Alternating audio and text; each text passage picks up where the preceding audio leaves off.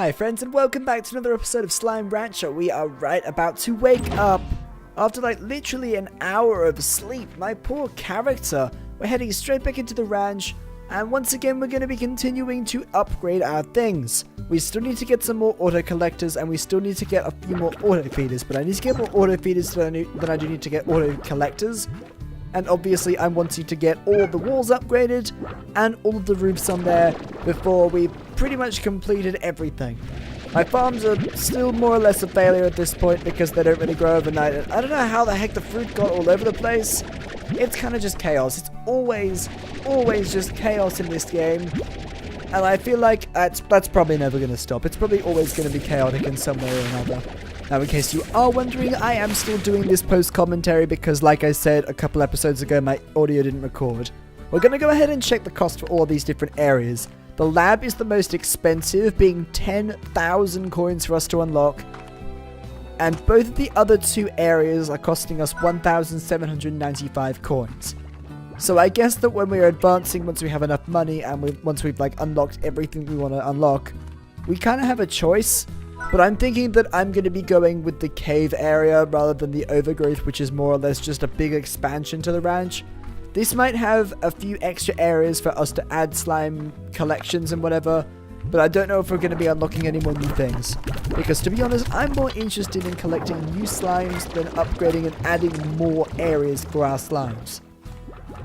And I think that makes sense because extra content, extra gaming experience, and I really want to find new slimes. We've only got 4 so far, and I am super keen to find more of them. I want to fuse more of them with each other and introduce this big community of cute little slime boys. It's going to be so much fun. So I think that what we're going to go ahead and do in this episode is try to collect as much food as possible so that we can kind of continue on the last episode or so, which has been us going and trying to feed some of the feral slimes. Because if we feed the feral slimes and we continue down that route, we not only get free plots, but we also can explore new areas that we haven't been to before. I don't think I'll be able to find any new slimes, but at least I might be able to find some new areas or continue to advance in the areas that we've already unlocked so far. So I guess we'll see how it's going to go for us.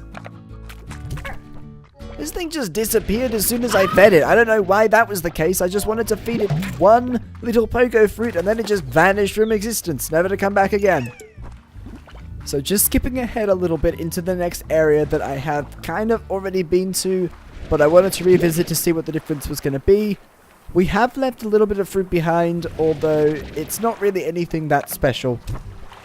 I wanted to collect some of the Q berries, because I thought that they would be kind of special, but in fact the Q berries aren't particularly special. They're very similar to the pogo fruits. The only difference is that they are favored by the phosphor slimes, but I don't even know if that makes a difference in the production of the plots. It probably actually doesn't have any impact on the plots whatsoever. You can probably feed the phosphors whatever fruits you want and they will spit out one phosphor plot and that's it, unless you fuse them, of course. But either way, I don't think the Q berries are particularly important. Maybe it means that we can feed the phosphor slimes even more. So maybe we can feed them quicker to, I don't know, further the production of them. I'm not too sure exactly. There are many mysteries to this game that I haven't yet uncovered. And even though it seems like it's a very simple game, there are probably a whole lot more hidden mechanics that I don't really know about. Now this would probably be the last dangerous area for us to explore. In this cave we have a combination of, I believe, pinks and phosphors.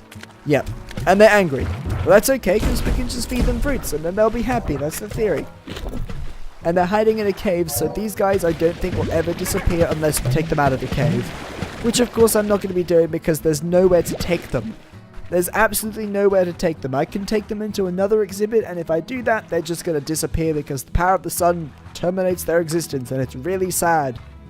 Once again with the locked door thing, so I can't actually make any progression there. Which is annoying, but I don't know, it's just the reality we have to face. Get some extra plots, which is good. We should probably go and cash those in relatively soon.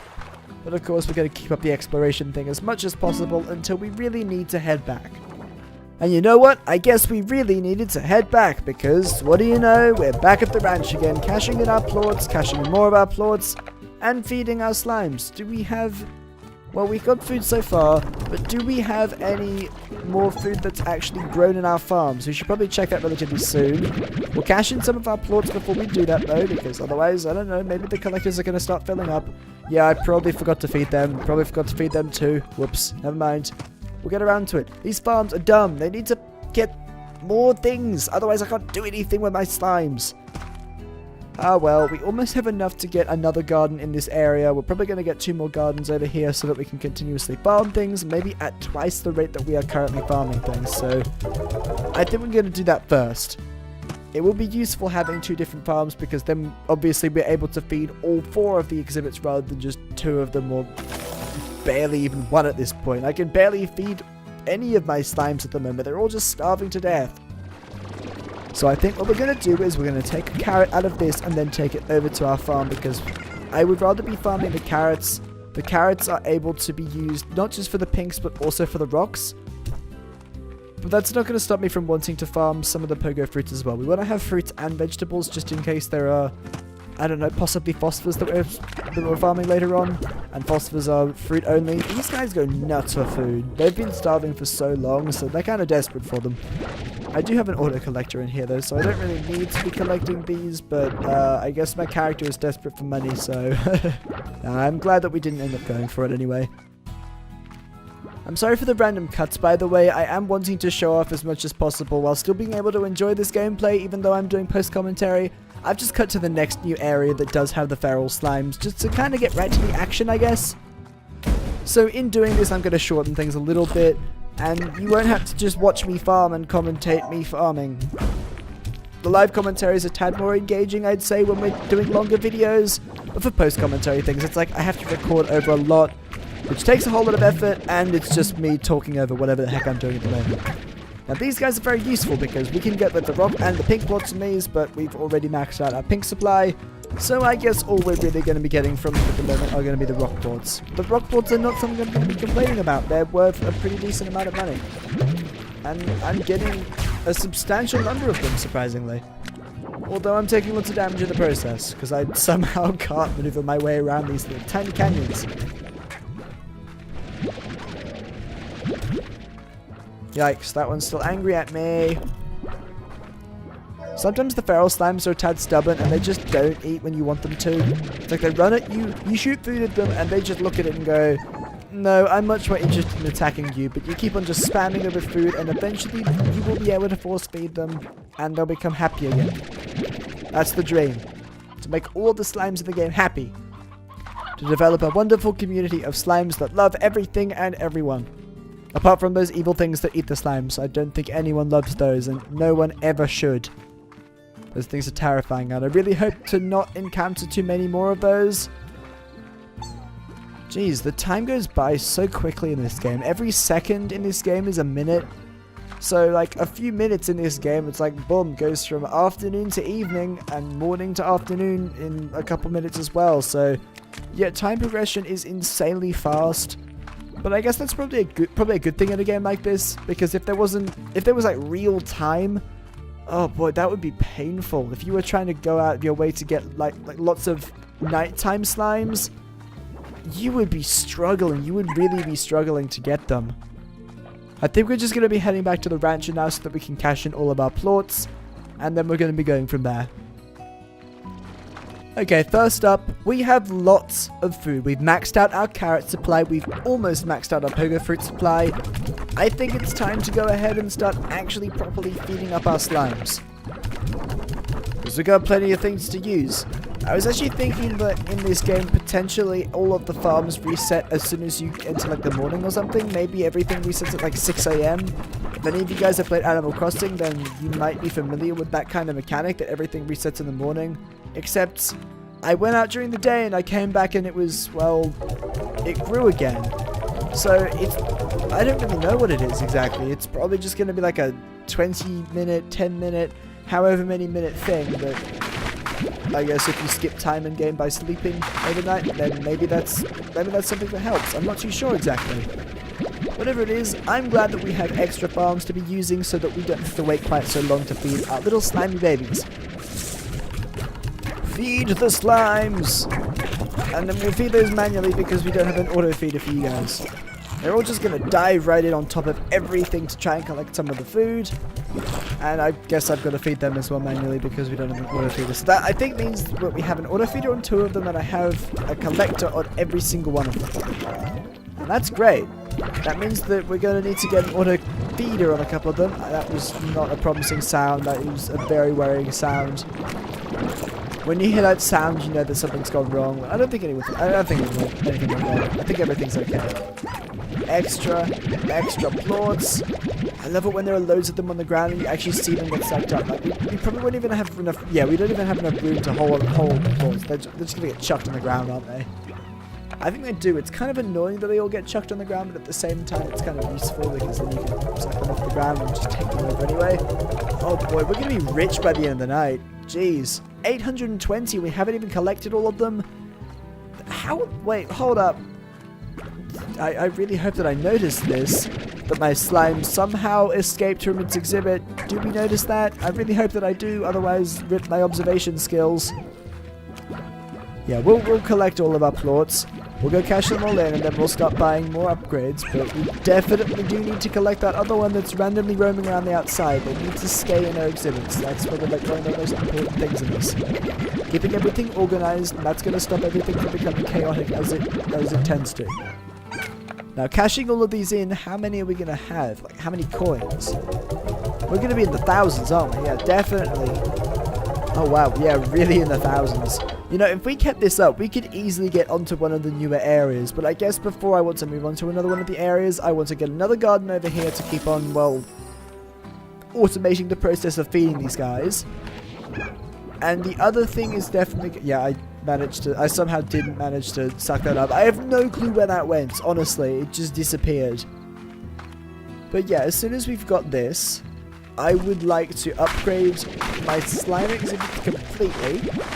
And then, and only then, are we going to start heading into different areas. So that we're not going to be rushing through this. It's very difficult to rush through this. Because everything is quite slow going, especially towards the beginning. So I think we've got a bit of a plan going at the moment. I've still got some extra things I can use to upgrade. We'll get an air net on that one. I need to get some high walls on another one. Where on earth am I taking these carrots? We need to take them back into the ones that cannot be fed automatically, like the one back here. Chuck some carrots in there for these guys to eat over time, because there's no reason why we can't just leave loads of carrots on the ground.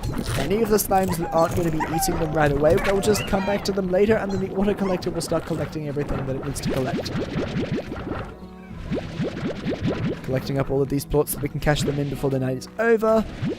3, 2, 1. Welcome to day 9 officially, but we're not really going to be properly starting day 9 until, well, probably tomorrow. It depends how I'm going to go about uploading all of these. I'd probably say tomorrow. I tend to be uploading these more or less every single day with Pokemon videos every now and then. Kind of how I'm doing them. I'm super into this game. It's a lot of fun. It's really addictive, and you can play this game for like hours on end. And it's really engaging, but I need to not be too engaged, otherwise I'm going to be completely lost in this slimy world. Cool, so we have an auto feeder on that one, that's good. We now need to get an auto feeder on the other one. Because the auto feeders are going to be very useful for when we want to go out of our way to try and upgrade more things while we're like away from the ranch, I guess, if that makes sense. So that while we're off exploring and all that, we can literally just leave everything here to automatically generate me plots, and then I come back and then just cash them all in for loads of money. So what are we going to do with this final upgrade? We have 603. We're going to go, what? Maybe an auto feeder on the other one, or high walls on this one? Thinking now. Probably an auto feeder on this one. That would make a whole lot more sense. Go for an auto feeder on that one, then we could probably just chuck a whole bunch of either carrots or fruits, depending on how I feel like doing things, I guess. We've got high walls on all of them, apart from one of them, and I think they all have roofs, so we only need to get a roof on... Actually, don't need to get a roof on any of them, we just need high walls on the one that is only 1 block high. Things are looking good so far. Once again, we have a couple more things to do before we actually start upgrading to move on to a different area. Make the snipe. Very impressed with that. Now, there was another thing that I noticed when I was cashing things in, and it's actually that there is an actual proper economy here that is constantly moving, changing.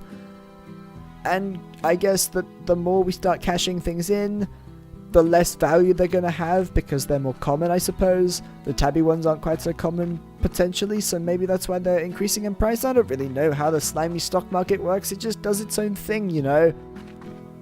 We're going to get those gold ones eventually as well. Those are 250 and they're going to be so worth to get. Okay, so we've got a couple missions for us next time on Slime Rancher. We're going to be moving on to a different area as soon as we've upgraded all of our exhibits pretty much max. So next time we're going to be doing just that. So thank you all so much for watching this episode of Slime Rancher. I am keen to get onto new areas. I really hope you guys are too. Thanks for joining me on this adventure, and I'll see you all next time.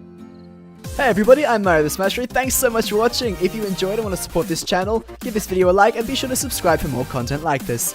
Check out more of my videos, and I hope to see you all again soon.